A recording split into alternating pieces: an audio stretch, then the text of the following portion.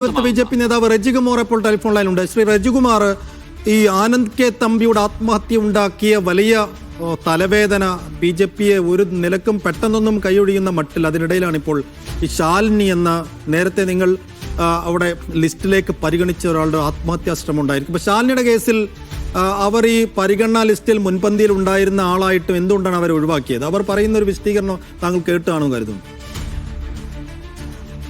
നമസ്തേ. അവിടെ നമ്മുടെ ആദ്യഘട്ട സ്ഥാനാർത്ഥി പട്ടിക നമ്മൾ കഴിഞ്ഞ ദിവസം മുൻ കേന്ദ്രമന്ത്രി വി മുരളീധരൻ വന്ന് പ്രഖ്യാപിച്ചിട്ടുണ്ടായിരുന്നു. രണ്ടാം ഘട്ട പട്ടിക നമ്മൾ പ്രഖ്യാപിക്കാൻ പോകുന്നേ ഉള്ളൂ. എല്ലാ സ്ഥലങ്ങളിലും 1, 2, 3 പേരുകളുടെ പാനൽ ലിസ്റ്റ് വരുന്നത്, ആ പാനൽ ലിസ്റ്റിൽ നിന്നുള്ള ആളുകളെയാണ് നമ്മൾ ഇതിലേക്ക് തിരഞ്ഞെടുക്കുന്നത്. ഇവിടെ അടുത്തൊരാളിനെ നമ്മൾ പ്രഖ്യാപിച്ചിട്ടില്ല.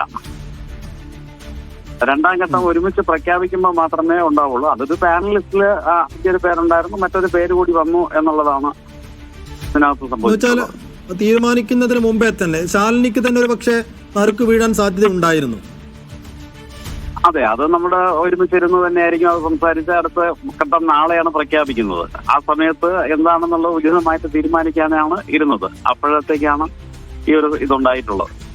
കിട്ടാൻ ഒട്ടുമേ സാധ്യതയില്ല എന്ന് കണ്ടതുകൊണ്ടായിരിക്കും അവർ ആത്മഹത്യക്ക് ഒരു ശ്രമം നടത്തിയത്. അതൊന്നും അതല്ല. അത് പാർട്ടിയോടുള്ള അധിക സ്നേഹവും ഇതുമൊക്കെ കൊണ്ട് ആയിരിക്കാം അത് ചെയ്തെന്ന് തോന്നുന്നു. ആത്മാർത്ഥത പാർട്ടിയുടെ ഉള്ളത് കൊണ്ടായിരിക്കാം. ഹെൽത്ത് കണ്ടീഷൻസ് ഒക്കെ ഓക്കെയാണ്, അവർ വീണ്ടും പരിഗണിക്കാവുന്നതല്ലേ ഉള്ളൂ. അതെ, അത് നമ്മുടെ ഒരുമിച്ച് ഞങ്ങൾ ഇരുന്നിട്ട് എന്താണെന്നുള്ള തീരുമാനം ഞങ്ങൾ അറിയിക്കും. നാളെ ഔദ്യോഗികമായിട്ടുള്ള അടുത്ത പ്രഖ്യാപനം ഉണ്ടാവും. ആ സമയത്ത് അത് കൃത്യമായി തന്നെ അറിയിക്കും.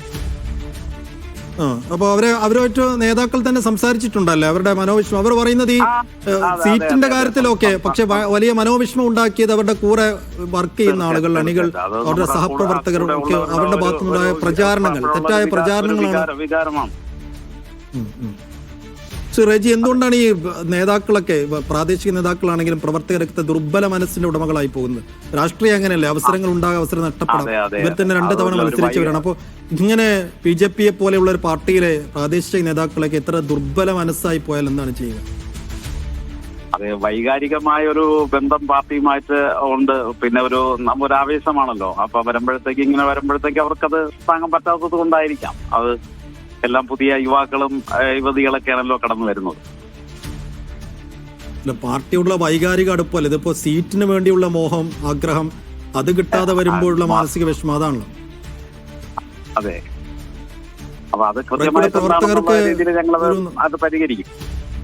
കുറെ കൂടെ പ്രവർത്തകർക്ക് കുറെ കൂടി കടുപ്പത്തിലുള്ള ക്ലാസുകൾ നൽകേണ്ടി വരുമെന്നൊരു ആലോചന ഉണ്ടോ പാർട്ടിക്ക്? തീർച്ചയായിട്ടും. ശരി, നന്ദി ശ്രീ റജികുമാർ പ്രതികരിച്ചതിന്.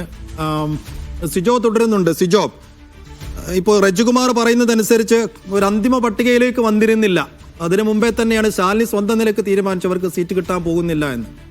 അങ്ങനെ അവർ ആത്മഹത്യക്ക് ശ്രമിച്ചപ്പോൾ ഏതെങ്കിലും നിലക്ക് പാർട്ടി നേതൃത്വം ഇക്കുറി നിങ്ങൾക്ക് സീറ്റില്ല എന്നവരെ പറഞ്ഞ് ബോധ്യപ്പെടുത്തിയിരുന്നു. അതിന്റെ പുറത്തുകൂടി ആയിരിക്കും ഈ ആത്മഹത്യാ ശ്രമം.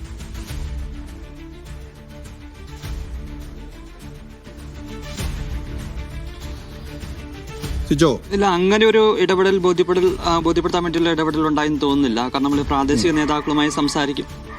നേതാക്കളുമായിട്ടൊക്കെ സംസാരിക്കുമ്പോൾ അവർ പറയുന്ന ഒരു പ്രധാനപ്പെട്ട കാര്യം എന്ന് പറയുന്നത്, ഇവിടെ നിന്ന് ശാലിനി കൂടി ഉൾപ്പെട്ട 3 അംഗ ലിസ്റ്റാണ് പ്രാദേശിക നേതൃത്വം കൊടുത്തിരിക്കുന്നത്. അതിൽ ജില്ലാ നേതൃത്വമാണ് അക്കാര്യത്തിൽ ഇത് ഇവരുടെ പട്ടിക പരിശോധിച്ചതിന് ശേഷം തീരുമാനമെടുക്കേണ്ടത്. തീരുമാനമെടുക്കാനിരിക്കുക എന്നുള്ളതാണ് പറയുന്നത്. പക്ഷെ ശാലിനിയെ സംബന്ധിച്ച് ശാലിനിയെ ഏറ്റവും കൂടുതൽ വിഷമിപ്പിച്ച ഒരു കാര്യം എന്ന് പറയുന്നത്, നേരത്തെ 2 തവണ ശാലിനി ഈ മുനിസിപ്പാലിറ്റി മറ്റ് 2 വാർഡുകളിലായി മത്സരിച്ചിട്ടുണ്ട്. പുതിയതായി വന്ന ഒരു വാർഡാണ് ഇപ്പോൾ ശാലിനി വീട് കൂടി ഉൾപ്പെടുന്ന ഈ പ്രദേശം. അപ്പോൾ ആ സ്ഥലത്തേക്ക് ഇത്തവണ മത്സരിക്കാൻ വേണ്ടി താല്പര്യം പ്രകടിപ്പിക്കുകയും ചെയ്തിരുന്നു. അങ്ങനെ ആ പട്ടികയിലൊക്കെ ഉണ്ടായിരുന്ന ഈ RSS പ്രവർത്തകർ തനിക്കെതിരെ മോശമായിട്ടുള്ള പ്രചരണങ്ങൾ നടത്തി. അങ്ങനെ മോശം പ്രചരണം നടത്തുകയാണെന്നുണ്ടെങ്കിൽ അത് പിന്നീട് ചർച്ചയാകുകയും അവരെ സ്ഥാനാർത്ഥിത്വത്തിൽ നിന്ന് ഒഴിവാക്കി നിർത്താൻ വേണ്ടി ശ്രമിക്കുകയും ചെയ്യും. അത്തരത്തിലുള്ള ഒരു ഇടപെടലാണ്, അത്തരത്തിലുള്ള ഒരു പ്രവൃത്തിയാണ് ഇവർക്ക് വലിയ രീതിയിലുള്ള മാനസിക വിഷമം ഉണ്ടാക്കിയത്.